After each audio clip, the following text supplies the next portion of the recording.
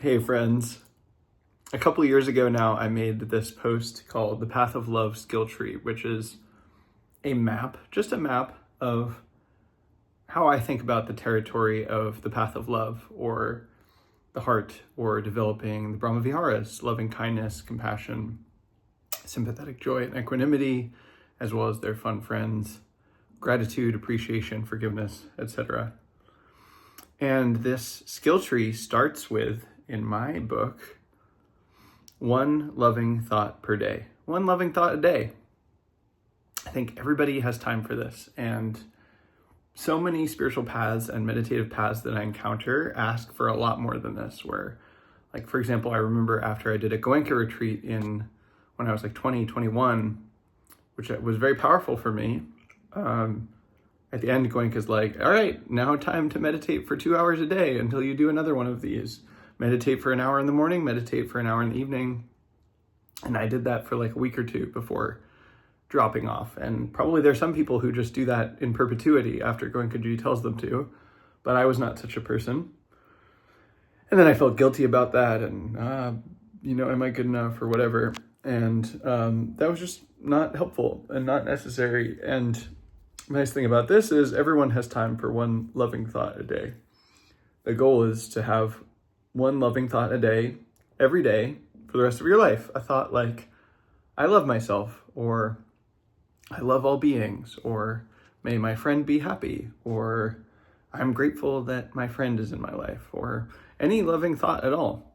It doesn't matter which one. It can be a different one every day. It can be the same one, but at least one loving thought per day.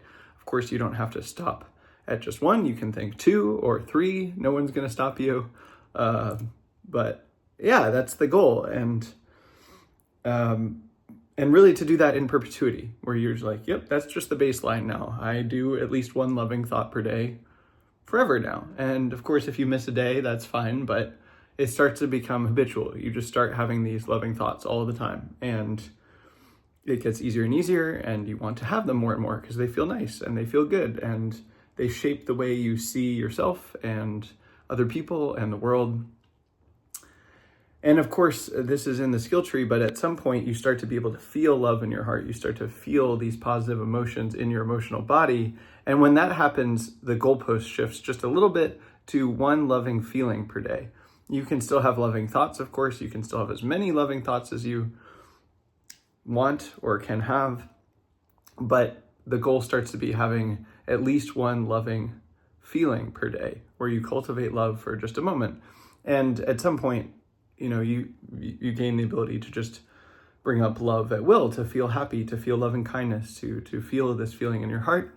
And then the goal is just to do that every day. Have that be something you take some time to do every day. And of course, there's a few things between that and the skill tree, but once you have that ability, it should sort of shift from one loving thought per day to one loving feeling per day. And you can still have loving thoughts, you can still have many loving thoughts, you can still have many loving feelings, but at least one moment of feeling that love in your heart per day.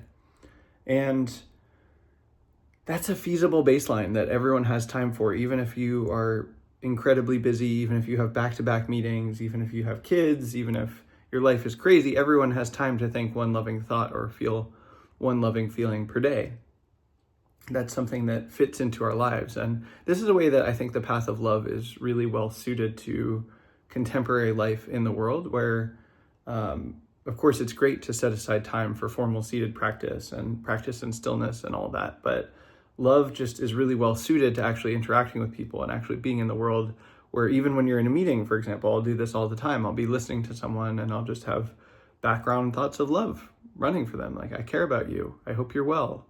I wish you well. I want you to be healthy. I want you to be happy. Whatever it is, it's usually particular to the person and their situation, their circumstance. But the point is that if this is the baseline, having one loving thought or one loving feeling per day, then that starts to infuse your life, where it starts to be hard to have just one loving thought per day. It would be a challenge to do that, and you just have more and more loving thoughts, and that becomes the baseline. You have more and more loving feelings, and that becomes the baseline. So if you feel called to these practices, the path of love, the path of heart, I'd really recommend having as a baseline, doing that practice at least once a day, one loving thought per day, one loving feeling per day once you can feel it in your heart, and just doing that every day for the rest of your life, having that be the new baseline. This is just how I live, and letting it sort of snowball, compound from there. Be curious to hear about your experience about this. Any thoughts that come up, feel free to share them in the comments. In the meantime, sending you love, friends.